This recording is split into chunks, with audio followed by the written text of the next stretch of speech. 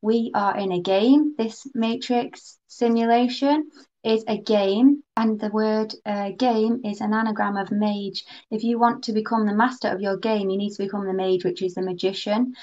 Our lives are ran by magic. Like, magic is pretty much the governing principle of the cosmos.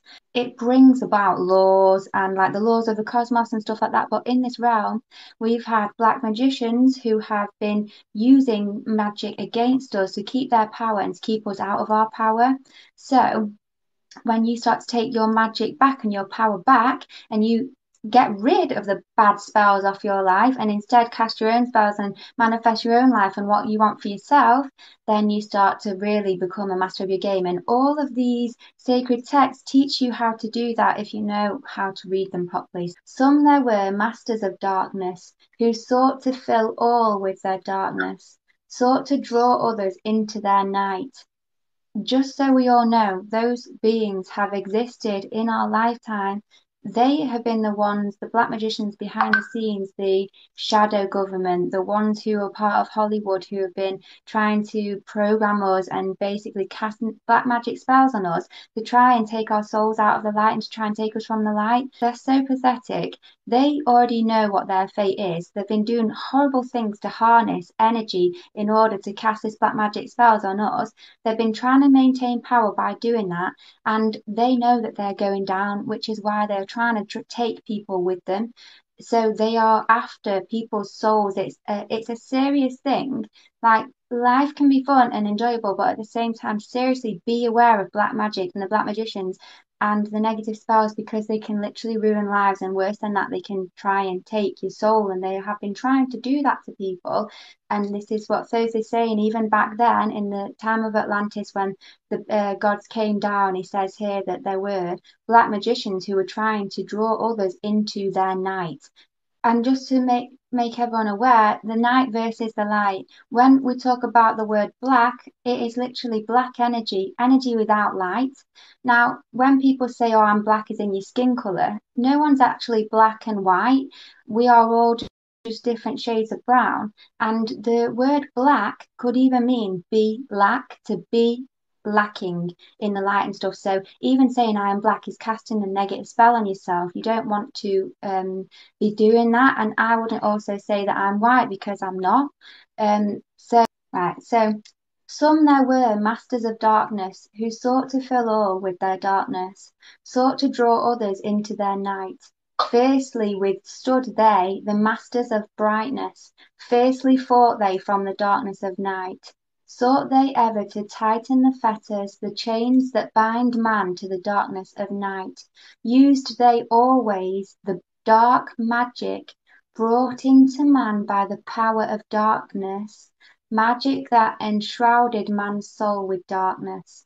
Banded together in as order, brothers of darkness, they through the ages, antagonists they to the children of men, walked they, always secret and hidden, found yet not found by the children of men.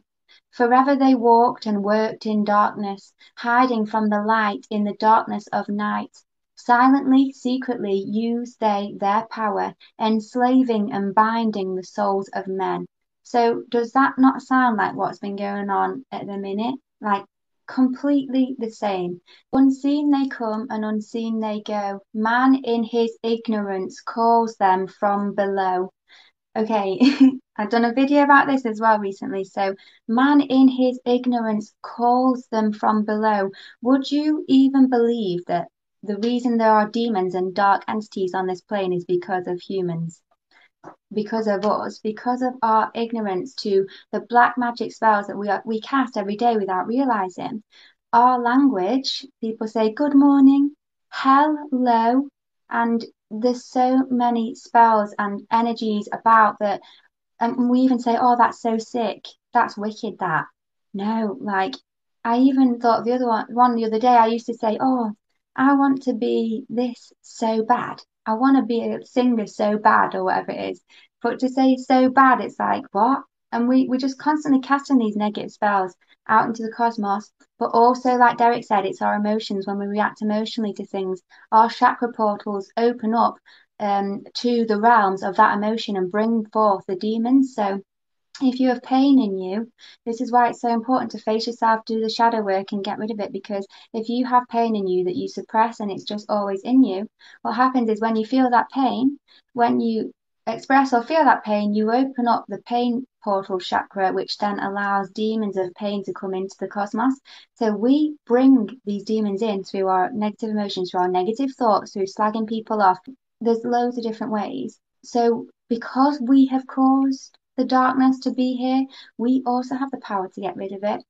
And so it's about becoming aware and not ignorant in the way that we are being and the energy that we're emanating.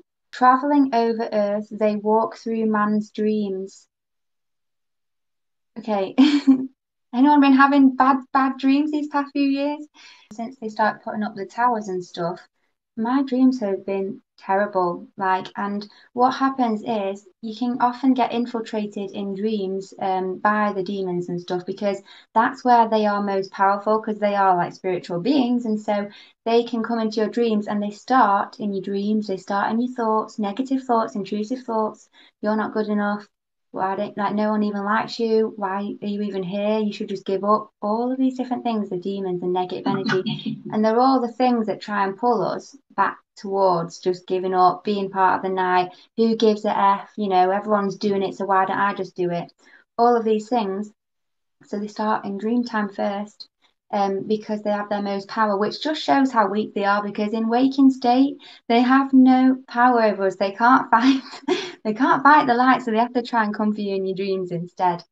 Into man's mind space reach the dark brothers. Around it they close the veil of their night. There through its lifetime that soul dwells in bondage, bound by the fetters of the veil of the night.